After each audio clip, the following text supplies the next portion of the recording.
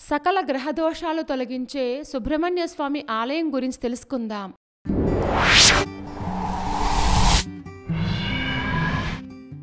ఘాటి సుబ్రహ్మణ్య స్వామి ఆలయం. ఈ ఆలయం బెంగళూరుకు సుమారు 60 కిలోమీటర్ల దూరంలో ఉన్న దొడ్డబళ్ళాపురం మండలం తుబగెరేకు దగ్గర్లోని మేలినంజునగళహల్లి అనే గ్రామంలో కొలువై ఉంది. ఘాటి సుబ్రహ్మణ్య ఆలయంలోని ముఖ్య విశేషం ఏంటంటే గర్భాలయంలోని ప్రధాన దైవం కార్తికేయుడు నరసింహస్వామితో కలిసి కొలువై ఉన్నారు. 600 సంవత్సరాలకు పైగా చరిత్ర కలిగిన ఈ ఆలయాన్ని దర్శించుకుంటే సంతానం కలుగుతుందని, గ్రహదోషాలన్నీ తొలగిపోతాయనేది ఒక నమ్మకం.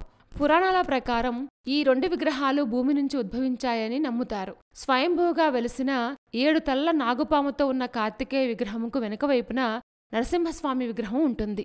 కార్తికేయుని విగ్రహం తూర్పుముఖంగా ఉండగా నరసింహుని విగ్రహం పడమర దిశగా ఉంటుంది.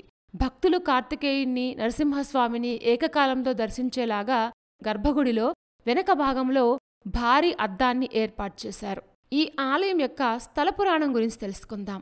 సుబ్రహ్మణ్యుడు ఘాటికాసురుడు అనే రాక్షసుణ్ణి ఈ ప్రాంతంలో సంహరించాడని, అందుకే ఈ ప్రాంతానికి ఘాటి సుబ్రహ్మణ్య క్షేత్రం అని పేరు వచ్చిందని చెప్తారు. ఘటికాసురుణ్ణి సంహరించిన తర్వాత సుబ్రహ్మణ్యుడు ఇక్కడే సర్పరూపంలో తపస్సు చేసుకున్నాడని అంటారు.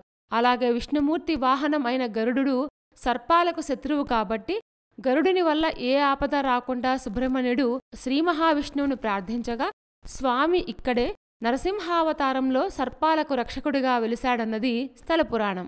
ఈ ఆలయంలో సంతానం లేని దంపతులు కుజదోషం, నాగప్రతిష్ఠ, సర్పదోషం వంటి పూజలు జరిపించుకోవడం ద్వారా సంతానం కలుగుతుందని విశ్వసిస్తారు.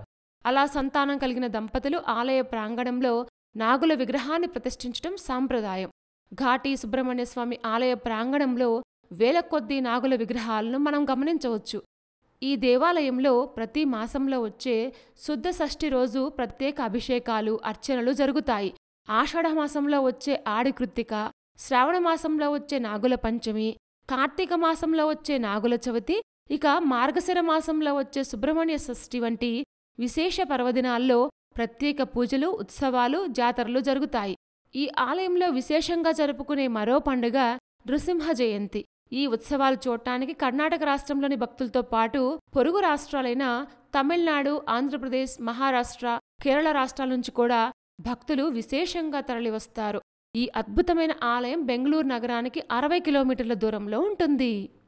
సకల గ్రహదోషాలు తొలగించే సుబ్రహ్మణ్య స్వామి ఆలయం చాలా ఇంట్రెస్టింగ్గా ఉంది కదూ.